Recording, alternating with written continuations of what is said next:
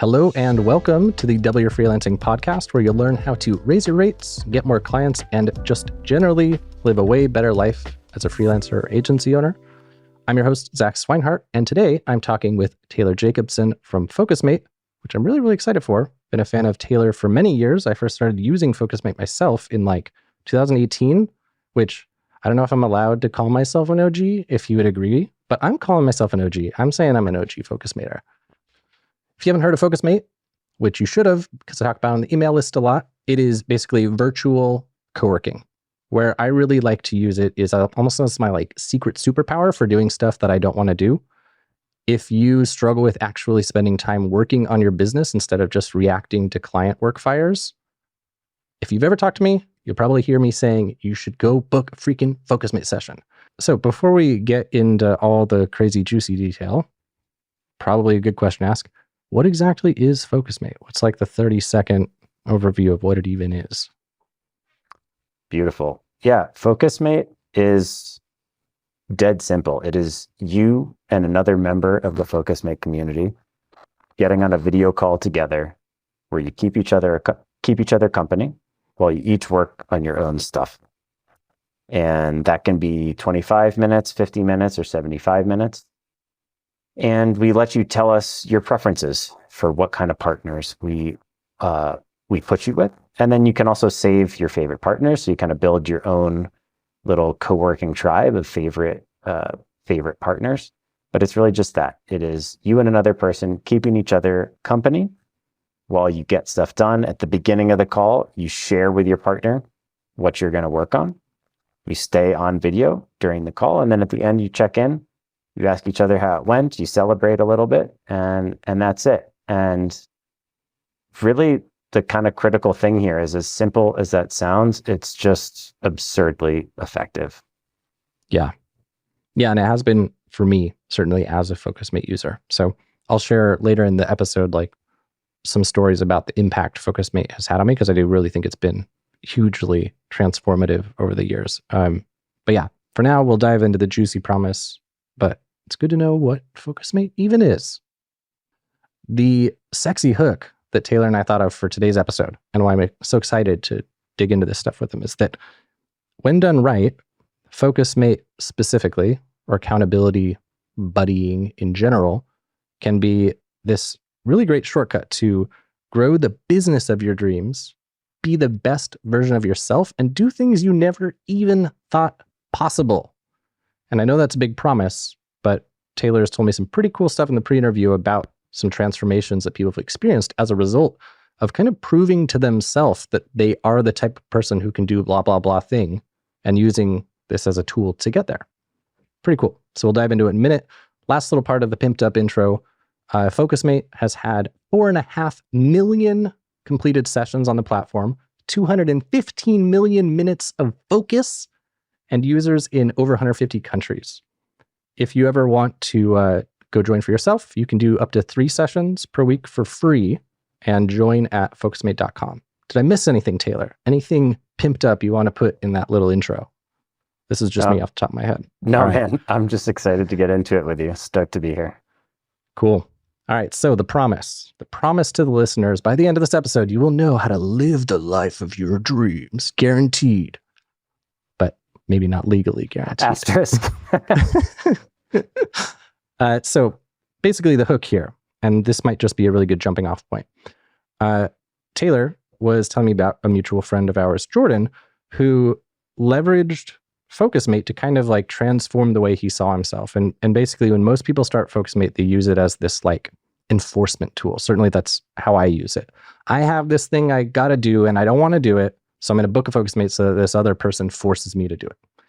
But the cool thing, which I hadn't thought about prior to 5 minutes ago talking to Taylor, is that it sounds like over time, as you do these and you show up, each one is an investment into yourself. And each one, it's this small drop in the bucket of your own self-perception. There's this phrase, Taylor, you can probably correct me on it, but it's I think Buddha said, a man becomes good and evil as a bucket fills with water, drop by drop. And each Focusmate session is maybe a bucket, drop, water thingy into the bucket of your self-perception. So all this monologuing aside, would you like to tell me this story of like this before and after transformation, or how you think this happens? First of all, I love, that you refer to me as an authority on things that Buddha said. I think that's completely unfounded, but I will take it. Well, I'll tell you two stories. The first is the one you just mentioned, which is a good friend of mine, a mutual friend of ours, Jordan Carroll, who, Jordan, from when I met him until now, is just a totally different person. And Jordan, when I met him, he had a content business that was about teaching people to get remote jobs. Super cool business, hustling really hard. But he would also tell you that he was struggling with a number of things. And I think when I met him, he had just had knee surgery, and he was crashing at his folks' place, and he just was like kind of down and out. And over these couple of years that I've known Jordan, and he's been a regular Focusmate user, he wrote and published a book, and dramatically grew his remote job coaching business. And then I think what he would tell you was the even cooler transformation is he shifted his self-perception of himself, something you just mentioned, to the point that he launched a much more ambitious business. And now he's building a business called Unlocked Authority, and he's built a team, and he's working with a co-founder that is a very high caliber person, and things that, again, I think he would tell you he just wouldn't have even seen as possible for himself. But as somebody who just uses Focusmate day in and day out, he's just turned into somebody that just kind of knows he will do whatever he decides to do.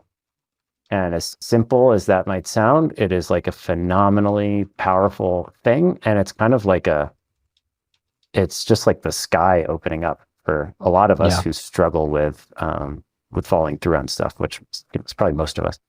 And the second story is really my own story. And this is kind of like a weird circular story, but I really struggled with virtually every business that I started until Focusmate. And I learned a lot from that, but I was not successful in any of those endeavors. And it was really like being on a treadmill sort of thing, just like never getting anywhere, being tired, never getting to stop and rest sort of vibe. And when I started Focusmate, we didn't even have a platform, but we had maybe 10 or 20 people who were part of this kind of pilot where we just organized times, basically one-on-one. We had a little Facebook group, and we coordinated when to work. And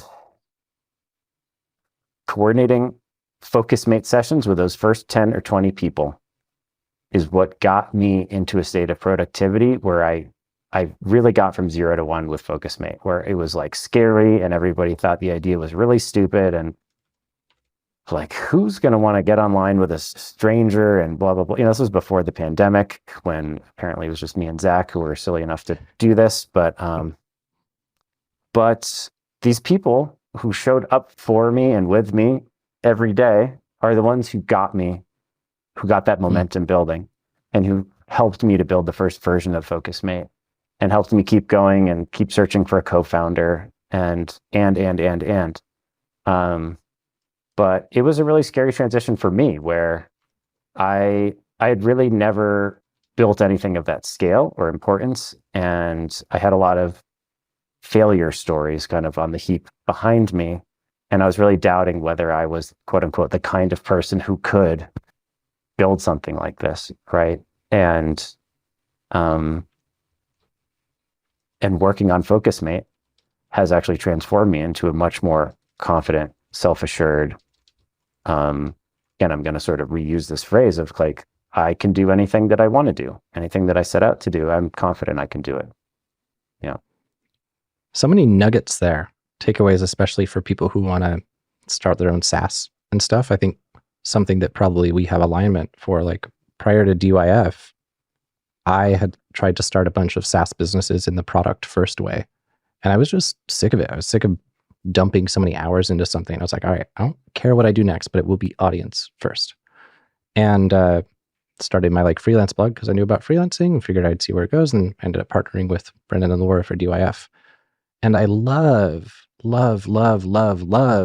that the MVP of Focusmate was not like, oh, I'll just scale it back. We'll just build the platform with only 100 hours. But that it was actually you just manually coordinating sessions. That's so cool. But not really relevant for the DYF podcast. Maybe go listen to Taylor on Indie Hackers or something if he goes on there one day. But the other thing that I really do also want to highlight for listeners is like something that I've found really cool with you as we've been leading up to this interview and stuff is that you seem very, at least from my side, very comfortable with you being the way that you are, you having the personality that you do, being like a, I don't know if slow thinker, if there's some word like slow thinker, like a term. I don't know if it's slow thinker, but you seem like very self-assured in the fact that you're not this like typical extroverted kind of like, oh, just do it by the seat of your pants. Backstory for the listener. I prepped our first set of questions for Taylor's interview like right before the interview, and I hadn't even thought that he would want more than 3 seconds to prepare. So this is us at the reschedule to give him time to process. But the fact that you have that level of like self-acceptance, I think is really cool too. And that's the kind of confidence that you only get once you've proven to yourself that it's like, it's okay to be who you are, and you can still make things work for your own idiosyncrasies. You don't have to be like all the gurus doing their SaaS businesses in their way or something. Do you think that's been a development, or have you been this way like for ages, or did this only happen since Focusmate? Oh my God. I wish that I had been like this for ages. No, it's just been like the battle of my life. Yeah, I mean, not to derail us too much, but it really hasn't been just Focusmate. Focusmate has helped me with, like I said, self-efficacy, believing in myself that I could do things. But there's another thing you touched on, which is like really leaning into your idiosyncrasies, finding your way of doing things. And for me, that was a much more unexpected path, where a few years ago, I experienced a few traumatic things back to back. I had severe PTSD that led me into chronic illness. And basically I just got so broken down by that experience that I had to make a lot of changes to take care of myself, really just to survive. And to my surprise, that kind of worked. And what I mean by worked is like, people didn't reject me because I was starting to do things in my way, So like you gave an example of like, hey, I'm just going to cancel this call because this isn't like really feeling the way that I want it to feel. Another thing, that a huge change that I made, is people would reach out, they'd want to have a phone call for whatever reason. And I'd just say, hey, I'm open to connect, but we need to do it on WhatsApp via voice notes. And sort of leave the door open. If people wanted to connect with me, they could do it by leaving me a voice note. And if not, that was fine. And a lot of people would hear that and kind of be like, what? Like, you can do that? You can just channel people into whatever kind of system works for you? And I would have been too chicken to do that if I hadn't really got into this broken down state. But I guess, luckily in a sense I did. And it started building momentum to just lean into doing things my way.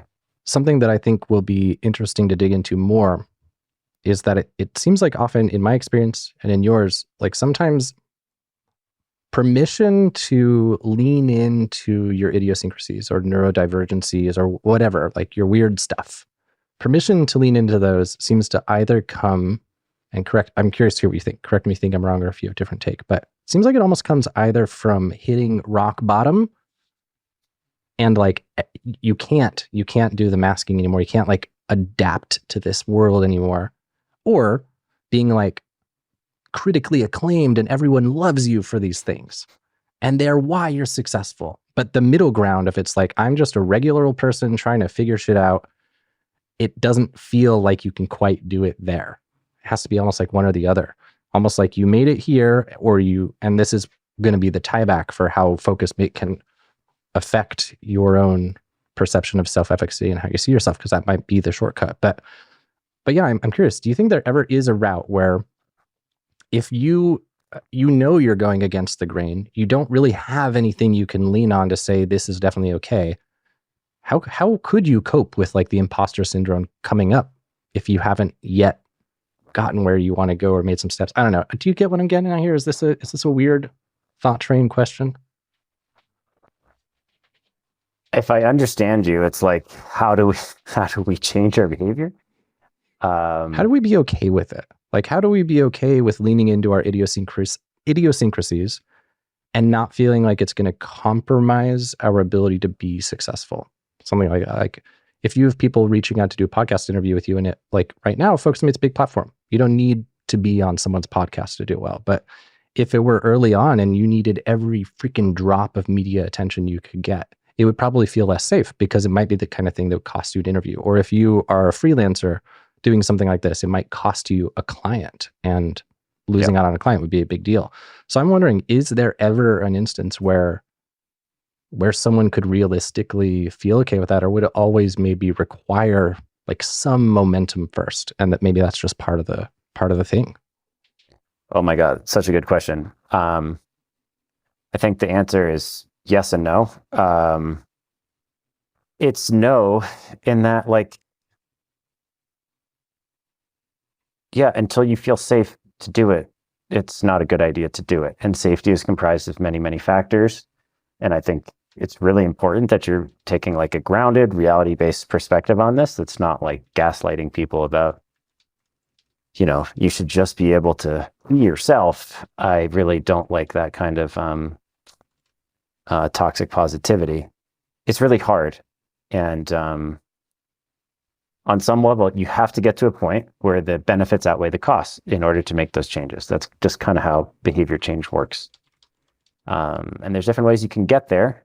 You alluded to two of them. One is the cost of inauthenticity becomes so high, like you have nothing left to lose. You're just trying to survive. The rock bottom approach. The other is you've accumulated a fuck ton of safety in other ways, right? You've made it, quote unquote. So yeah, you're good. You're safe. You can, do whatever you want. But I think the middle ground is like, it's probably being really determined to do things your way.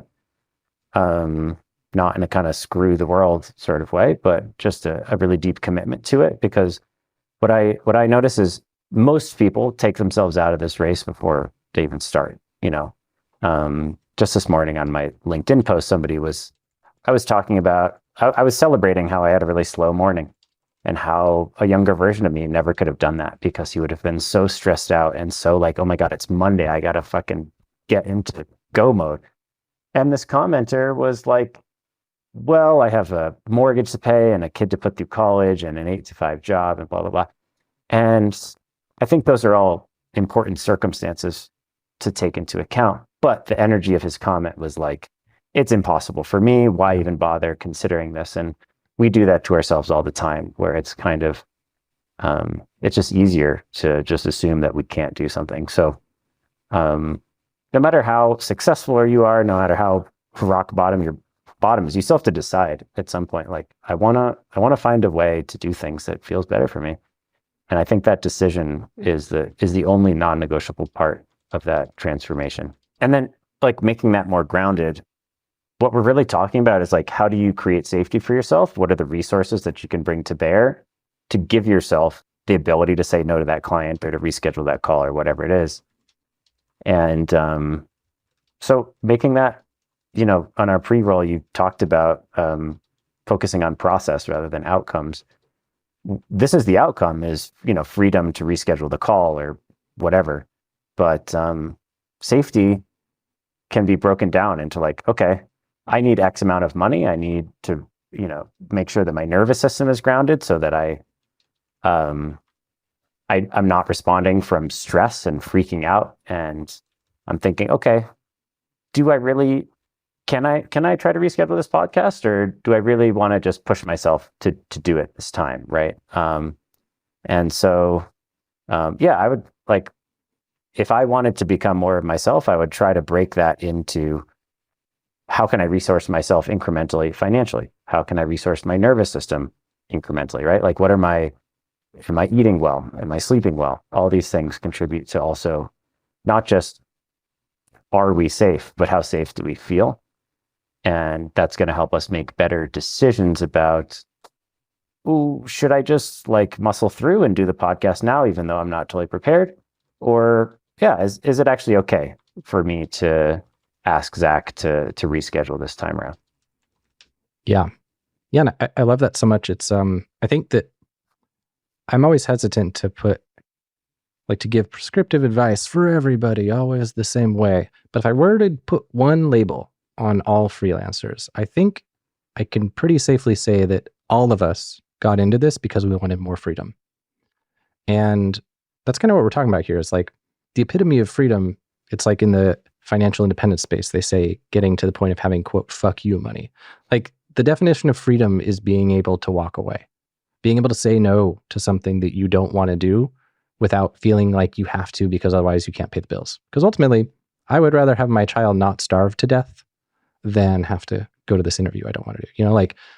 But if it's not about whether or not Johnny's going to starve and you're going to be living under a bridge, and it's just about, do I want to work on potential client A or potential client B or the 30 others who are waiting, then you suddenly get to be yourself more and you get to be a lot more selective.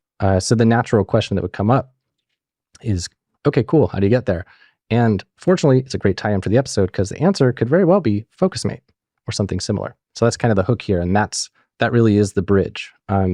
Before I get to that bridge, though, I have a couple things I wanted to circle back to that I really liked about what you said. So something I really enjoyed is talking about that thing you need to commit to. Simply, I want to find a way to do things that feels better to me. And that's like the minimum viable commitment. And understanding that it's not this all or nothing thing, or like you have to go from 0 to 100, but that there's a process between them and that you ratchet your level of like quirkiness. I ratchet my level of like Zachness according to other external factors. Like I actually have it right now as a goal in DYF, which is like one goal on my list is get to the point where I feel able to take a 2-week vacation. So it's not like just fuck off immediately, because then the team doesn't have anything to do. It's like getting the business to the point where I can do that safely. And I think part of why I don't like to be on social media is I feel like there's all this emphasis put on the outcome. And so like when that person saw your post today, Taylor, like they just saw the outcome and they didn't, because the outcome feels overwhelming and they can't imagine a pathway to get there, it's just like opt out because it feels clearly impossible. And something I find intriguing about the topic of today's convo is like, how can somebody, and I think I know the answer, but if somebody knows they want to do something they don't believe is possible, but they don't have any idea how they get there, how do you even get yourself to like start moving when you can't even believe you could ever even get there? Like, how do you overcome that first step of like almost like anti-inertia? This is something that comes up when I try to get people to book Focusmates. I had this recently with Beeminder. Like, I've known about Beeminder for years. My girlfriend's been a Beeminder user for ages. She loves the thing. For those of you listening who don't know what Beeminder is, basically you set up habits, and if you don't do it, you pay them money. So I have like several Beeminders now where if I don't stop eating by, 9 p.m.? Yeah, I have a 9 p.m. food cutoff. So if I'm eating my yogurt and raspberries at 9, 10 p.m., I got to pay Beeminder money. It goes like $5, $10, whatever. And I've had goals I say I want to do. I've been saying I want to do them for like 6 months. And I've known if I really want to do them, I'd set up Beeminder. And I'd be like, why haven't you set up Beeminder yet, Zach? I'm like, because I don't want to. And then that's the holding pattern. And I've noticed this same thing with Focusmate. And like that thing you mentioned earlier about people wanting to do things themselves.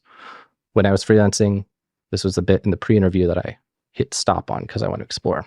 I know I'm throwing a lot of ideas at you, Taylor, and the audience. So we'll piece them out, step back. But this idea of wanting to reach my success alone without anybody else's help, I think it's something that sabotages all of us. And I think most of us freelancers have this because we want to be independent. That's why we are freelancers. I think maybe freelancers are more susceptible to this than others, or maybe everyone's just susceptible to it. But in reality, everything we've ever done is because of like so many invisible systems that support it. Like if you're not hunting and gathering all day, every day and building shelter, you're like benefiting from thousands of years of these invisible systems. People are collecting your garbage. You have plumbing. Like you are not involved in these things. Your ability to work on the internet, like you're not making your own internet connection.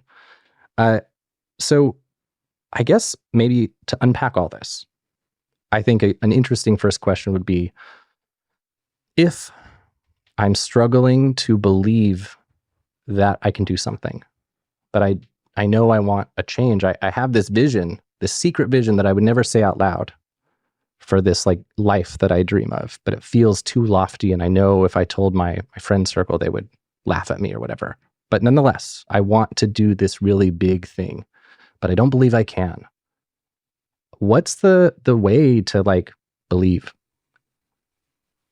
That's the question. So in a way, I think it's the wrong question.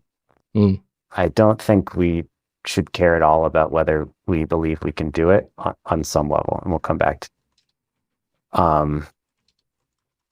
I think really what we want from our lives is to just like use them well and to like give it a shot. Because if you're asking, you know, do I believe I can become a rock star one day? We might be envisioning like a specific moment where we're on stage in front of 50,000 people or something, but actually I don't think that that is what's fulfilling about the thought. What's fulfilling about the thought is that you fucking went for it. Yeah. And so for me, I don't really spend any time investing in thoughts about whether I believe I can do it or not. I just focus on number one, do I actually want to do this? Or is this something I inherited from somewhere and it's not? I find myself saying it, maybe because it sounds good or I like the idea of who I might be if I did that thing, but do I really want to? So just being honest with ourselves about whether we really want to, I think that's insanely powerful. Both to you talked about habits that you want to start, that you're not starting. I think it can be a huge relief sometimes to just be like, no, I don't really want to do that. I'm just going to like erase that from my mental list, whatever. But if you do really want the thing, owning that you really want the thing is so freaking powerful. I think it's like, it just, the inverse, like the thing that most of us do, like the biggest thing that most of us do to fuck ourselves is we just never really admit what we really want, or we water it down so dramatically. Like you said, we're like too afraid to tell our friends. Because some part of us is just like, I shouldn't want that thing. So that's number one, just own that you want the damn thing. I don't care how it sounds, just get over it and own that you want the thing. And then two is just start taking steps. And you don't need to believe in yourself to start taking steps.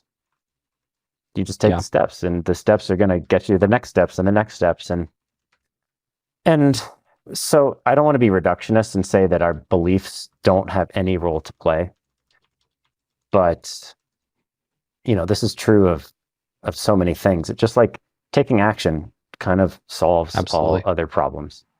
And by the way, if we come back to like, that's what's actually fulfilling.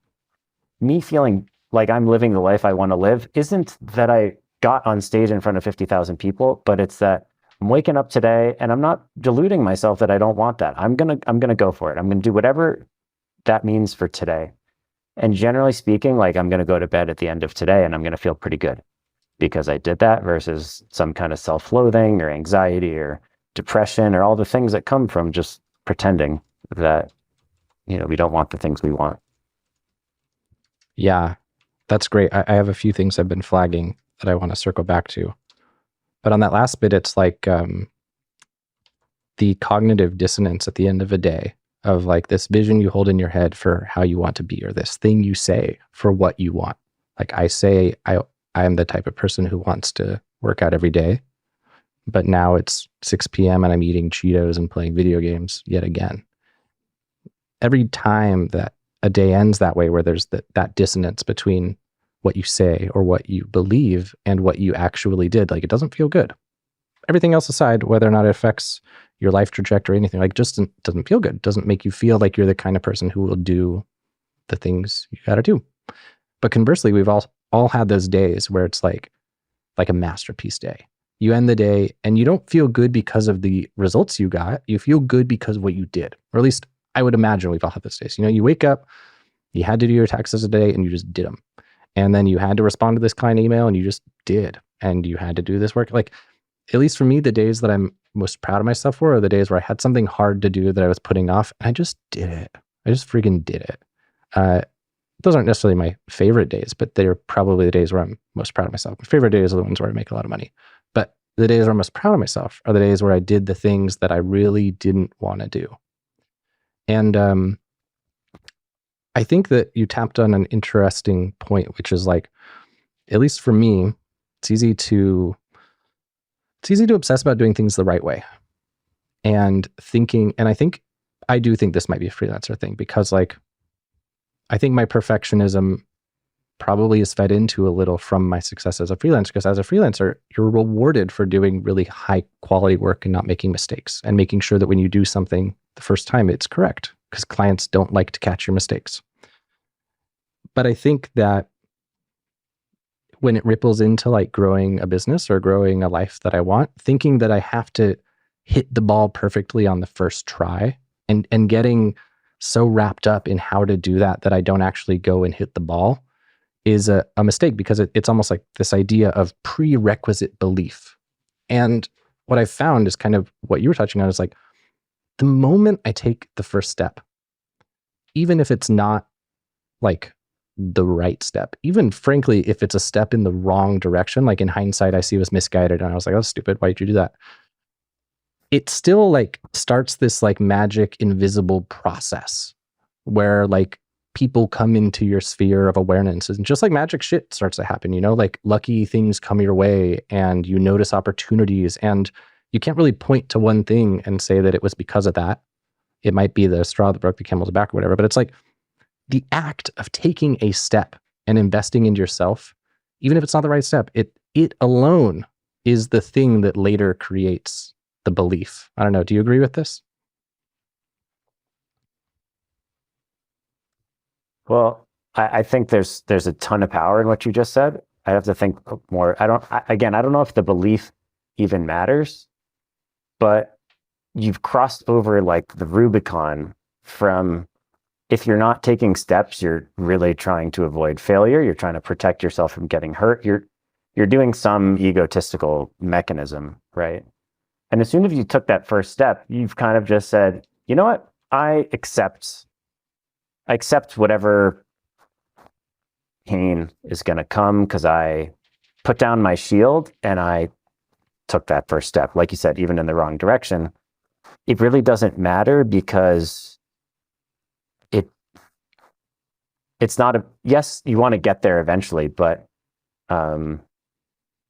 yeah, you've just said, okay, whatever happens to me in the process of figuring this out is going to happen to me. I accept that. And I think that that mindset is what has it not matter that you took the wrong steps, because now you're just going to say, okay, oh, that was the wrong step. Now, what do I try now? What do I try now? You're in a headspace of just figuring it out instead of avoidance. I heard this story of some like college professor in a ceramics class. Have you heard this parable regurgitated? No. Great. You get to hear it for the first time. It didn't come from me. And I don't even know if it's real, but there was this ceramics professor who taught 2 different classes. And he told one class that you need to create the perfect pot this year, and you will be graded based on how good the pot you submit is. And then a different class, he said, you are going to be graded based on the weight of pottery. So the more heavy your pottery is, the better your grade is. And then the interesting bit is that the students who made hella pots actually made better pots. The ones who were trying to make one perfect pot didn't make very good, or they made fine pots. But these people who just said, I'm going to just make as much pottery as I can and get better as I go, they made better pots, at least in this potentially false, regurgitated parable. Great pottery teacher. Running A/B tests on his students. That sounds like my kind of teaching. So let's circle this back, because I do think this is a nice bridge. The promise at the beginning of this episode is grow the business of your dreams, be the best version of yourself, do things you don't think is possible. What we've established so far is that it's not required to believe that you can do anything. All that's required is to be willing to take a step and to get a little bit out of your comfort zone. But the thing I try to think about, and Taylor and I have this scoped as like the idea almost of like gentle productivity or like gentle enforcement, is how can you make it feel safe? Because what I really love about what Taylor's saying is like doing stuff that feels unsafe. Like don't do that. How can you make it feel safer? And so if something feels too scary, something I find useful is saying, okay, well, what would feel a little bit less scary? Sometimes like I didn't want to set up Beeminder because I felt like the commitment was too high. To go from never working out to working out 7 days a week, like that's just not going to happen. What's the micro thing? Could it be that I like make my commitment around doing one push-up? Would that feel safe if I commit to doing one push-up a day? So if we're thinking about ultimately the way to grow the business of your dreams, be the best version of yourself, and do things that are like so far outside of your current belief system, is to just take a tiny step. Do we agree on that, Taylor? That's the first step, is take one small step. Okay. Totally. So what's the way to overcome the resistance to that first step? Like when I tell someone, go book a Focusmate, 3 Focusmates this week to do your Upwork stuff or whatever, there's always that first resistance. And I think you touched on it well when you said that it's probably about pride. That might be one, like feeling like, oh, I shouldn't have to need a Focusmate session to do that. I should just be able to do it on my own. That's like, at least for me, maybe mine, like that shame pride thing. But you're the founder of the company. You see all the stories in the Facebook group and stuff. Like, what do you think the biggest hurdles are to actually take that first little baby step? Well, the shame pride one is important to look at, that you talked about. I think we all struggle with some level of insecurity that we want to feel good about ourselves. And somehow we get the idea that for something to count, we have to do it ourselves, and so I certainly suffered from that. And I think just some combination of failing and being like, wow, like failure really sucks. I think I'd rather just get the results than do it on my own. In combination with like aging and just watching time go by and being like, oh, like if I continue this pattern of, preferring to do it on my own to actually succeeding, eventually I'm just going to run out of time and I'm not going to accomplish the things that matter to me. So that for me is one of the critical mindset shifts involved here, is just choosing that you'd rather use your life well than prove anything to anyone.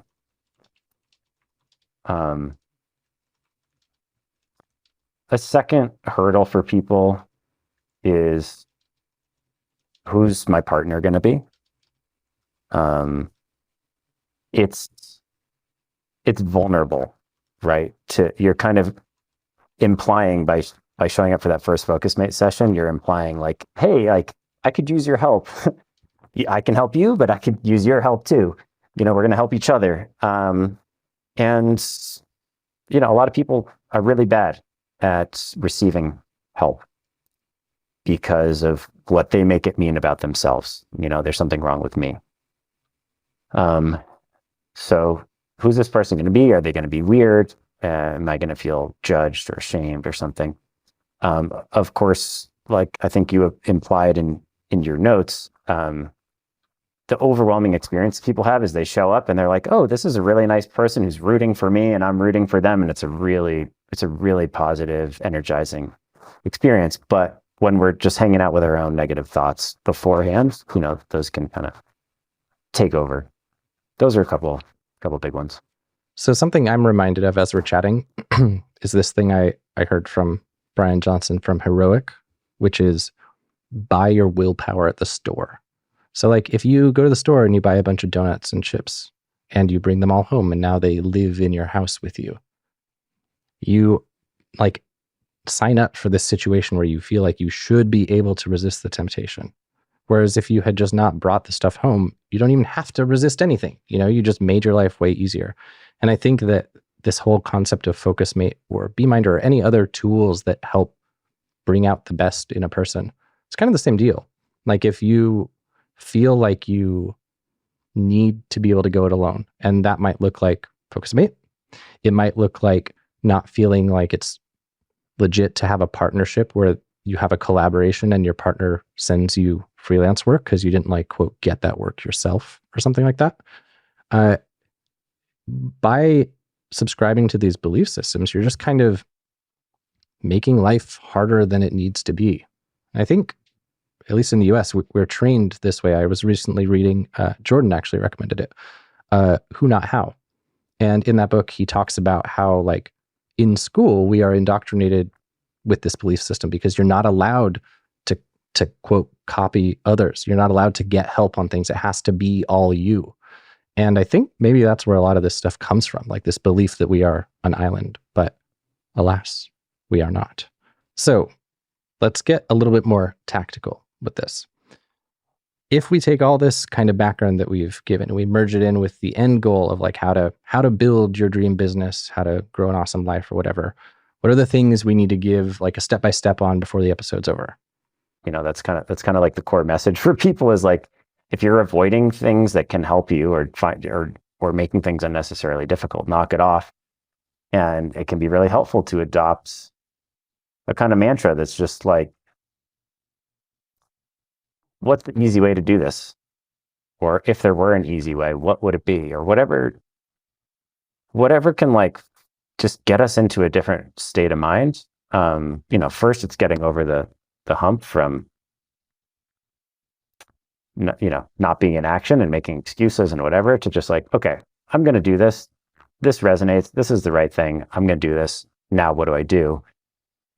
And once you're in that space, to just insisting on finding the most easeful, fun, safe, like you said, ways to do things. And then why is Focusmate a great strategy for that? Yeah, love it. So here is my thought. First one is getting over that hump. Something I find really useful is just shrinking the commitment until it feels comfortable. I wish I could remember what the thing was with BeMinder that got me over the edge. I think it was like, for me, it was Tony Robbins talks about some like purgatory of like indifference or something like that. I don't know the exact thing. I tried to look it up before. I couldn't find it. But basically, it's like that exercise Taylor said earlier of like, do you really want this? Should you just delete it? I take these walks pretty often. I ask myself, like, dude, you keep saying you want to do this and you're not doing it. Like, should you just delete it? I'm like, no, I don't want to delete it, but I also don't want to do it. It's like that middle ground where you're not fired up about it, but you also, you do want it. And that one's tough. So we're going to just table that for a moment. But getting over the first hump, if this thing is important, like if you have a big goal, at the end of the day, there are two buckets of things you can do, which is a step of you trying towards it, and another bucket is you not doing that. And ultimately, anything you do in this bucket, even if it's the wrong thing, it still is helpful because you put your intention behind your action. But if you're like me, and sometimes it feels like making a big commitment is too much, something I find useful is just, as I say, shrinking it down.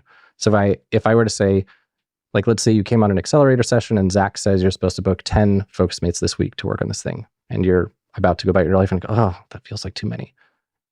I find just like shrinking it and keep shrinking it until it feels like, are you willing to commit to it? So like a good example is cold email.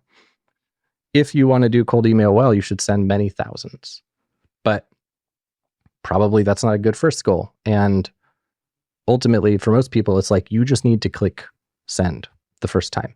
You don't need to build a whole architected system because that puts more barriers. You literally just need to click send to somebody you've never met before. And that is scary enough alone to warrant a big checkbox. So to me, I feel like getting over that first hump is just shrinking the commitment, shrinking the promise, and shrinking the expectation. Like, you succeed by doing anything. So if you send a cold email, the like success check bar, like the success KPI, whatever, it's not, did this cold email result in a client? It's, did I send a cold email? Did I do a scary thing? And the more that you can put that checkbox only reliant on actions you took, and the more you can shrink those actions to feel easier and safer, the better, like the better everything is, because it feels better. You'll be more successful. You'll take more action. It'll grow more. Everything's good. So Taylor, for that first step of getting over the hump, do you have anything you want to add for like how to get over the hump in the first place? How to conquer the stagnation, inertia, or whatever?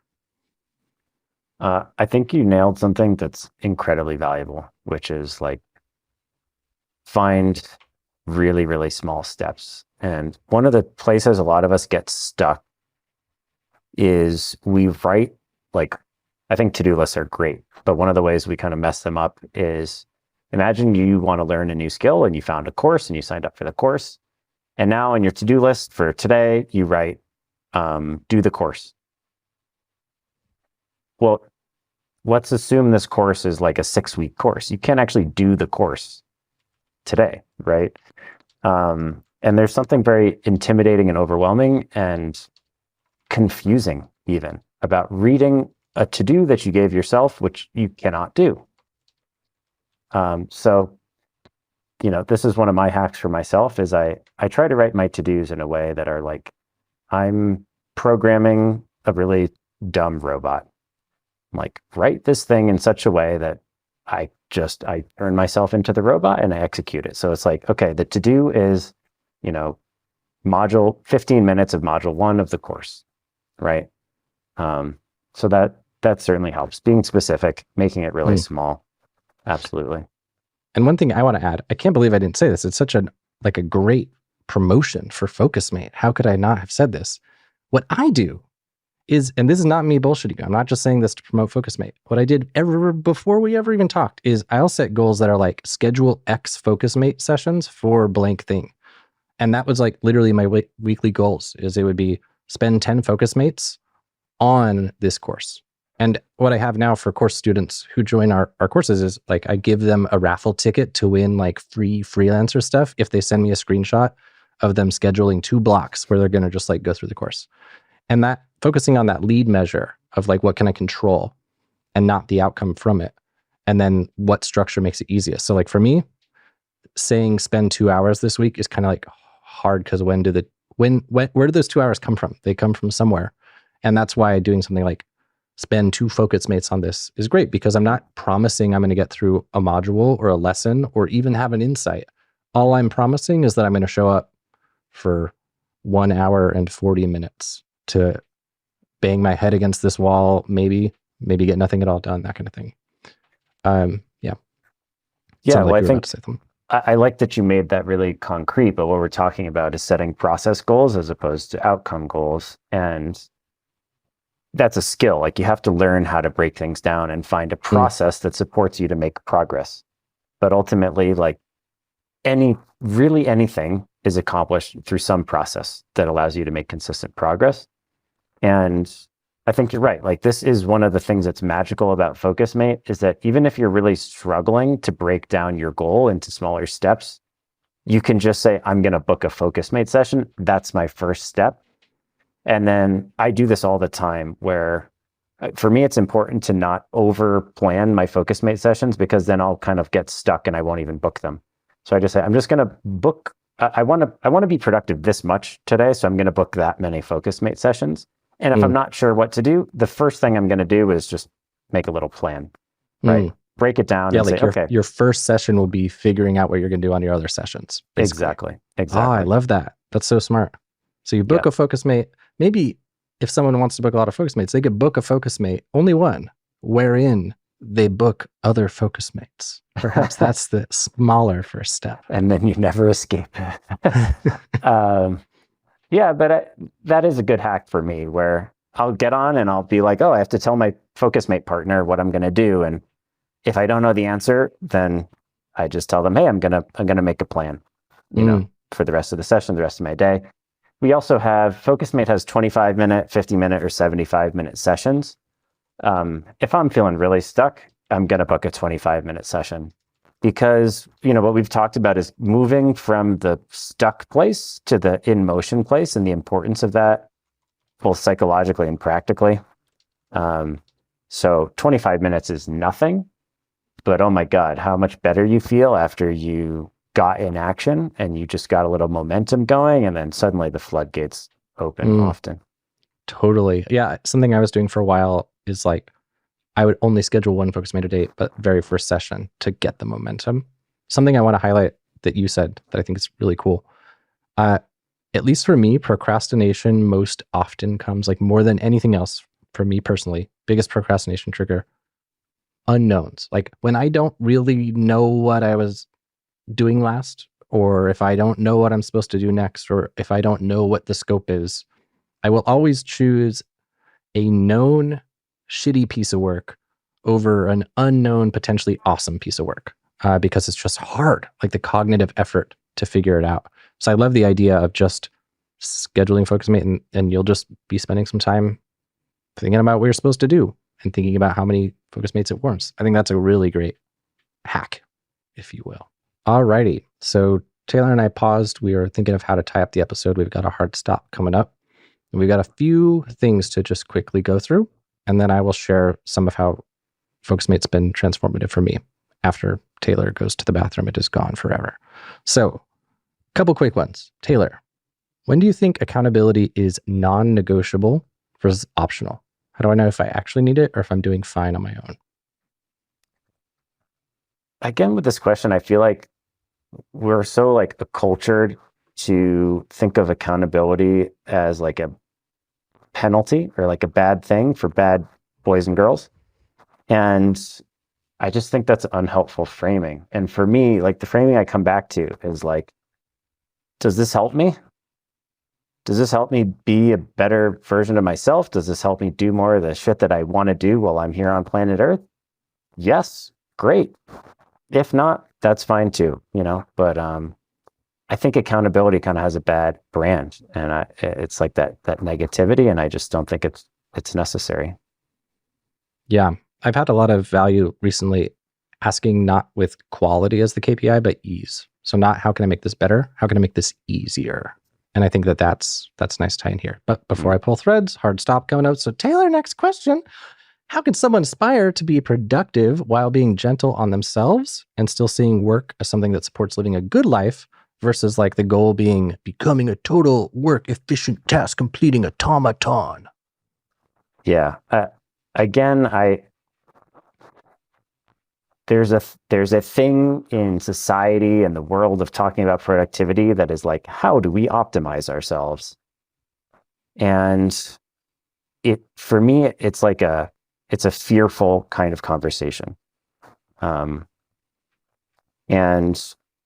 if we just look at like the evidence of what works, we do better work, and we could do faster work, and just like productivity is doing the things that you want to do, right? So for me, a lot of the energy of this kind of self-optimization, it's scary. It's like scaring ourselves into being productive. And one of the things we're really focused on with Focusmate, for example, is creating an environment where you feel safe, right? So even though people think, oh, Focusmate, that's an accountability partner, and that's, turning the screws so that I do my thing. That's actually not how it works, right? The way it works is this is an extremely accepting and supportive environment, right? So you show up and you have a nice other person who's there to encourage you, and it doesn't matter how many times you failed before, we don't give a shit, right? The culture of this experience is you're good. You're good exactly the way you are. We all want to do a little bit better. So for me, I really just like to look at the nervous system lens on productivity, and being gentle with ourselves is just more effective because When we're calm, we can be creative, we can think clearly, right? When we're in this kind of scared energy, we just can't, right? Then we get into a fight or flight energy. Yeah. So it's, I guess, the reframe of seeing it as an investment you're making into yourself and your peace of mind and your life versus this layer of enforcement and like turning the screws kind of thing. And I will say, from being in your community, you do a really, really good job of creating a safe space. Like, you're kind of my mental beacon for how to create a business that feels inclusive. So I actually think of you quite a lot when thinking of how to create an inclusive business. So can definitely sign my name testimonial under that one. So once Taylor's gone, as I said, I'll share some stories and stuff. But Taylor, with you leaving, what it sounds like maybe the best step for anyone, because you can do 3 free sessions a week. It sounds like a good step for somebody would be to just go book a free Focusmate session, even 25 minutes to just think about what to do. And once Taylor's gone, I'll share ideas for what I think would be really good sessions to book as your very, very first one and like how to frame it. But yeah, typical podcast guest sign off, like, where should people go if they want to learn more about you, etc.? Yeah, well, for sure. I would love to invite each of you to give Focusmate a try. It's free to sign up. There's a free plan. You can do up to 3 sessions for free every week. So really nothing to lose. And also happy to connect with you all on social media. Mostly I'm on LinkedIn, and you can find me, Taylor Jacobson. And that's SON, not SEN. Right? Yes. Yeah. Cool. Sorry, right, I just Taylor, got a phone call. Yeah.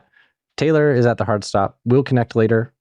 Thanks so much for being here. And I will continue this solo to share some final stuff. Sorry to go over, Taylor. I'll text you. Cool. All right. So now on to Zach's solo mode. And goodbye, Taylor.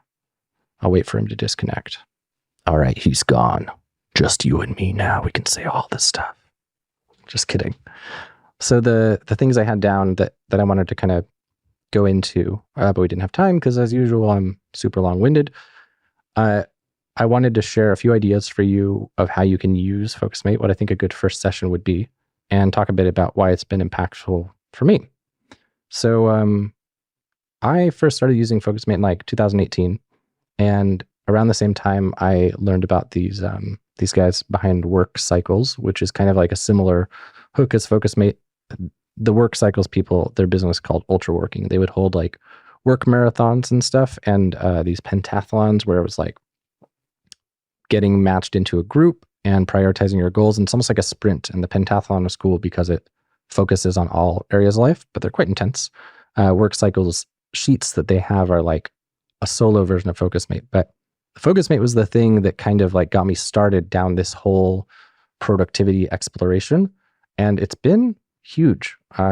There have been so many things that I never would have consistently stuck with if it weren't for the support of a Focusmate session. I would never have like actually showed up to do the thing if I didn't know that I had this event on my calendar where I promised it to somebody else that I'd be there.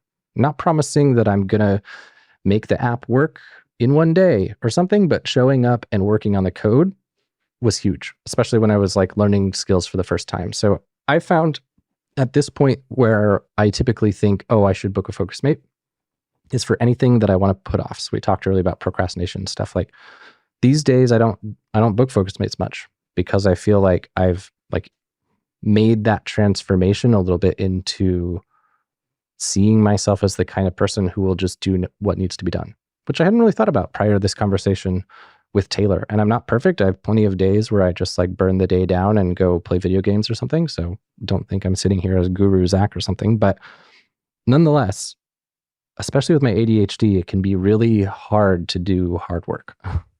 And I think showing up and doing the hard work, even without instant gratification, enough times, thanks to the structure of a Focusmate, is what has caused me to gradually, very, very gradually change my opinion to just know that I'll just do it. And the reason that that opinion has changed is because it has happened. And I think that that's kind of one of the takeaways today, is that like the way you see yourself is going to be a reflection of what you show up and do. But you can make it easier to show up and do the thing. I don't know if that's helpful. I feel like this is kind of convoluted, but I would say, like, if I look back at the transformation from Focusmate over the years, it is just that for me. Knowing that if there's something that I believe is important and that I see as non-negotiable to get to my goal, I will do it, even if I don't want to. And that is not true for past Zach. Past Zach would play Rocket League. That's what past Zach would do. So that said, what I would say in terms of how you can use Focusmate, here are a few examples to rattle off. Number one, any of the like working on your business versus in your business kind of work, like anything that is in the quadrant of important but not urgent. So like client work, for example, is urgent and often important. It's maybe not going to always be the most important thing for growing your business, but it's certainly important for like existing within your business. And it hits the urgent category because like if you don't do your client work, somebody will nag you about it. Whereas if you don't write a blog post this week, no one's going to chase you about that. So I find Focusmate's really good for that stuff. Important, not urgent stuff. The stuff you know that you need to do in order to one day get where you want to go, but that will not have instant gratification. I would say that's a really good type of thing to book a session for. Another type of thing to book a session for is just the shit you want to put off. So where I almost booked it recently was for doing my taxes. I really didn't feel like doing my taxes, and I was running out of personal motivation to do it. And I was like, okay, maybe I need to use some external structure.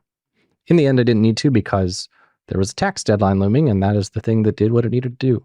But if I'm honest, if I had booked a session earlier, I would have avoided some inefficiency from procrastination. And I think that's a good way to look at it. Just like, if there's something you're procrastinating on right now, you're already losing a good amount of time. Like if you have ever had one of those days where you've got one task hanging over you and you're like doing all sorts of faffing about, where you kind of look back and you realize, what did I even do today? All I did today was I accomplished avoiding this other thing.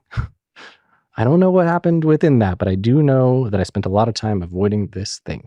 If you have days like that, Focusmate's really good. So just have it go on there to just chip away at this big task. I have a friend who was gradually needing to like make his visa application for his girlfriend for Australia or something. It was like a gigantic document. That's the kind of thing that'd be really good for. The kind of thing you just got to chip away. Other one would be like prospecting and outreach. If you are trying to send a certain amount of cold emails a day, or you're trying to do a certain amount of Upwork replies, whatever, having Focusmate, I think would be really, really, really good for that. Something that I'm seeing just as I explore these things is like any work you have to do that you have an emotional relationship with that's not positive, whether that's like fear, boredom, like anything that is not neutral or better. If you have to do client work and you don't find it that hard to do the client work and you kind of enjoy the client work, then maybe you don't really need a Focusmate for that. But if you have something like Upwork where there's all sorts of fear stuff, like number one, there's rejection. You get plenty of rejection. Number two, it takes a lot of time. Number three, it's boring. Number four, it's scary. You might get like judged or whatever. That's the kind of stuff that layering some extra support systems can be really, really valuable for. Yeah, I think those are my main buckets. So all that said, what I would recommend as the next step, I'm not paid to recommend Focusmate. I just love the thing. So that me pushing you into it, I have no financial motivation to do it. I would love to get affiliate commissions. Tell Taylor to pay me affiliate commissions. But as of today, he does not pay me anything. What I would say a really good next step is just like take a moment, pause, ask yourself, what's important now?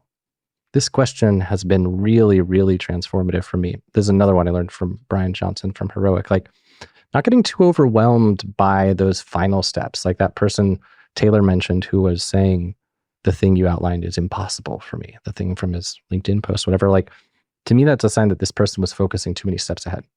And I get overwhelmed and paralyzed when I look too many steps ahead. If I'm looking at these really, really big problems to solve that feel so far away, like a mountain to climb when I'm in a freaking, like my leg is broken, you know, how am I going to climb a mountain with a broken leg? In those cases, what's important now is like, okay, I should keep working on my jetpack design because then I don't need to walk up the mountain. I just fly up it in my jetpack. It's a bad example. But yeah, seriously, what's important now?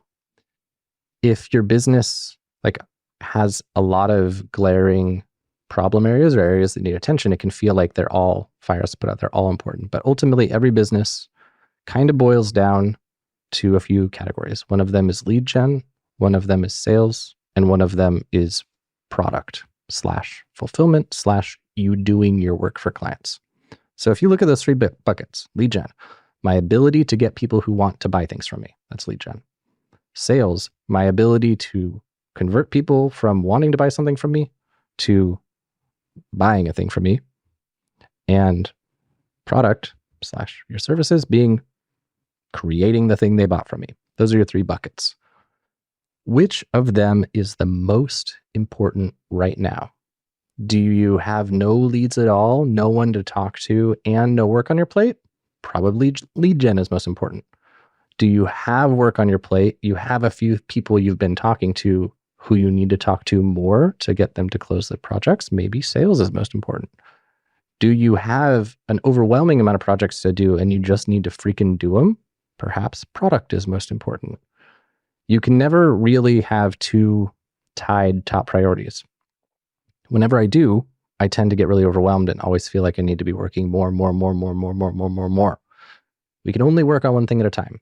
So even if priority number one and priority number two are like so freaking close so as to be imperceptible, one of them is surely the top priority. So again, lead gen, sales, fulfillment.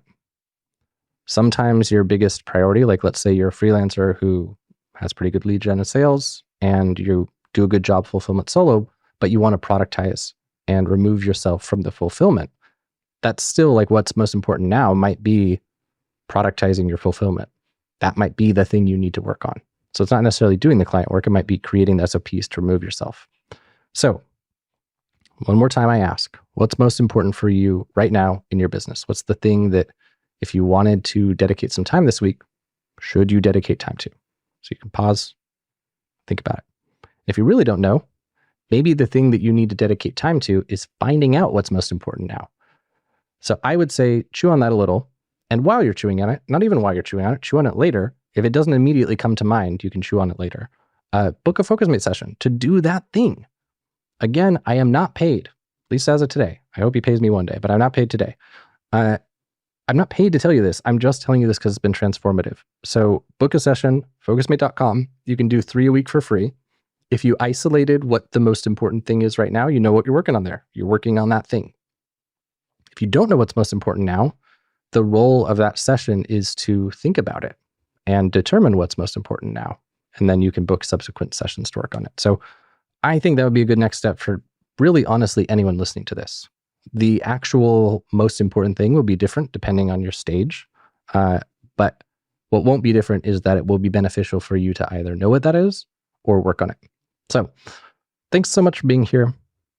Taylor, goodbye. He's already gone, but it feels weird to just say goodbye without saying bye, I guess, but it also feels weird saying goodbye to someone who's already gone. Well, all right. Well, I guess, just podcast episode over. Though, here's the thing. You can go to wfreelancing.com for more of our stuff. Wow. What a call to action. Thanks for being here, and I'll see you in the next one.